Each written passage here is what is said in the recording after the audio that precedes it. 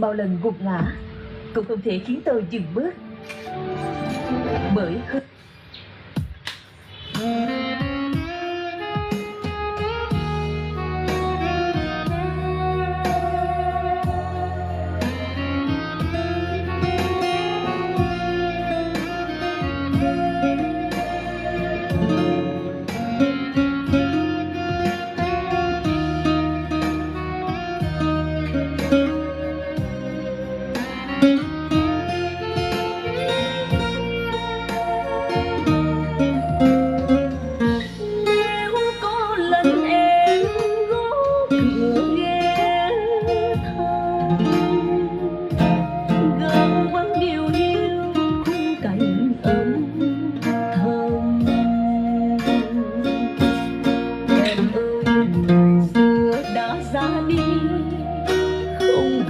em vui phân ly, không cho dầu thương đổ bờ mi. Luyến nhớ làm chi sẽ khổ lắm em. Đến lắm mùa thu hương đổ bên thềm. Sơn hà nhiều nỗi điêu linh, đôi bờ đôi ngã phân tranh, nghĩ chi nhiều đêm chuyện chung mình. Đêm nay người đã mịt mờ, nằm đây ôm chiếc ba lô, thấy đời mang cả ý thơ.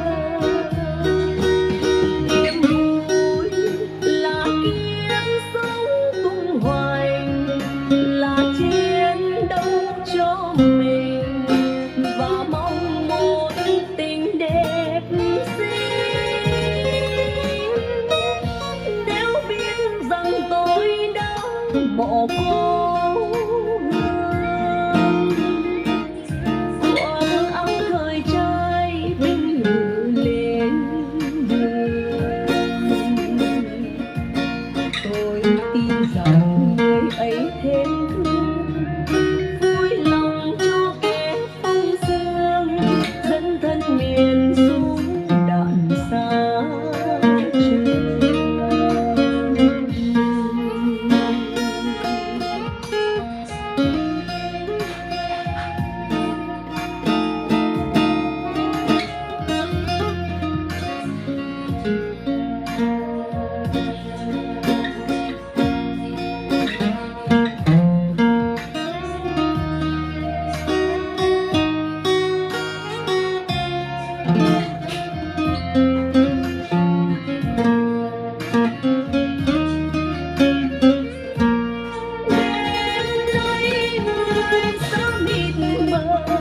Nằm đây ôm chiếc ba lô, thấy đời mang cả ý thơ.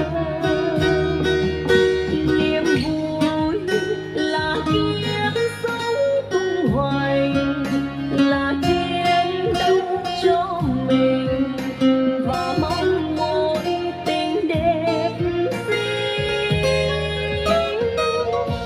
Nếu biết rằng tôi đã bỏ cô, khoác áo thời trai binh lửa lên đường. Tôi tin rằng người ấy thêm thương, vui lòng cho kẻ phong sương, dẫn thân miền xuống đạn xa trường. Tôi tin rằng người ấy thêm thương, vui lòng cho kẻ phong sương, dẫn thân miền xuống đạn xa trường.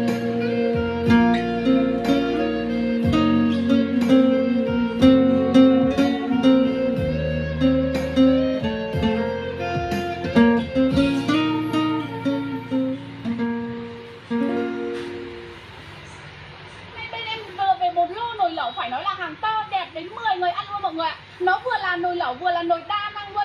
Mình có thể hấp gà, hấp cá, hấp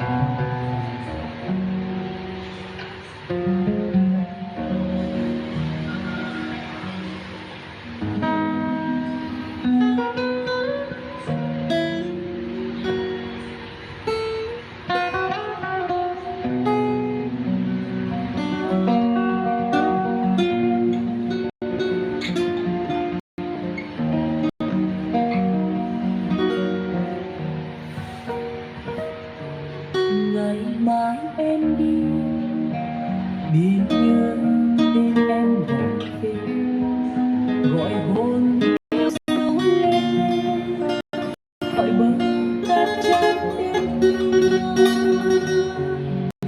Ngày đợi chờ dõi đau trong em từng giờ, nghe buồn nhịp chân mơ.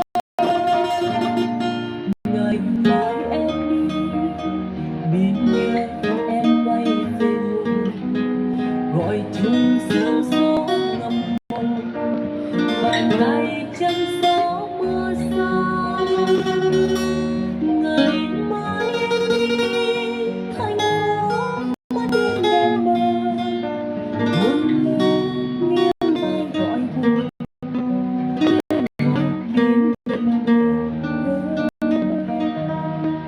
hôm nào em về bàn tay buông lối bỏ, đàn lên cung phím chờ dấu lên nỗi hoang. Ngày mai em đi bên nhớ tên em gọi về, chiều sương ướt đẫm cơn mê, trời cao như ước san thuê. Ngày mai em đi con đã sẽ không dù buồn, thành phố đêm mưa nghe ngoài trời sắp mây buông. Ngày mai em đi biết đâu bâng khuâng gọi gần, ngày mưa tháng nắng còn buồn, bàn tay nghe ngóng tin xa. Ngày mai em đi thành phố nhớ bóng xuân qua ngập ngừng, nhớ thương cho động mà.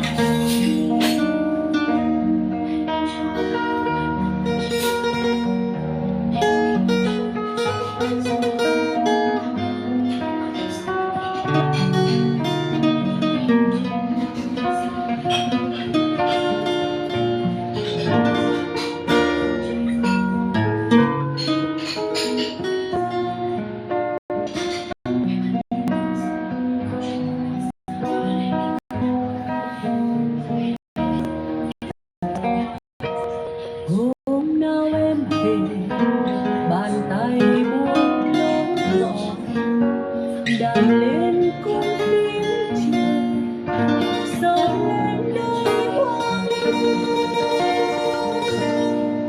Ngày mai em biết nhớ tên em gọi về, chiều sương ướt đẫm cơn mê, trời cao như bóng xuân về.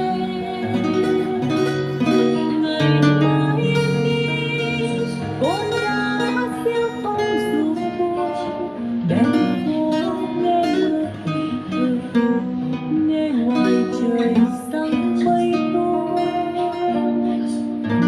Ngày mai em đi bên có bâng khuâng gọi thầm, ngày mưa tháng nắng còn buồn, bàn tay nghe ngóng tin xa. Ngày mai em đi thành phố mất đêm đèn vàng, mưa bóng xuân qua ngập ngừng, nghe trời gió động mà. Ngày mai em đi thành phố mất đêm đèn vàng, mưa bóng xuân qua ngập ngừng, nghe trời gió động mà.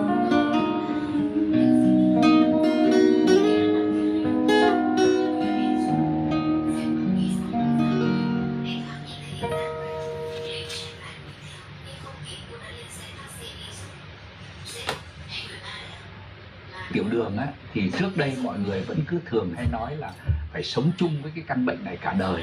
Thế nhưng mà bây giờ thì hoàn toàn khác rồi. Tôi đã có một cái cách mọi người mà đi có nghe thể ổn định đường huyết và chúng ta có thể sống một cách khỏe mạnh, loại bỏ tiểu đường rồi nhé. Chào tạm Ai biệt. mà bị tiểu đường tuyếp 1, tuyếp 2 với những cái Nói triệu trong chứng clip như sau là à? thường xuyên khát nước, Cảm tiểu ơn rất đêm, nhiều. thèm ăn bất thường Chúc mọi này, người một buổi hoặc là sáng sụt cân nhanh, mệt mỏi, uể oải. nhiều niềm Thì vui. khi mà test cái tiểu đường á, thì nó phải tầm 9 đến 10 chấm ấy, thì chắc chắn là phải sử dụng cái sản phẩm này rồi. vì nó chính là cứu cánh cái bệnh tiểu đường của các anh chị. Hôm nay tôi sẽ chia sẻ cho mọi người một cái cách mà có thể ổn định được ngay và không cần phải đi đâu rất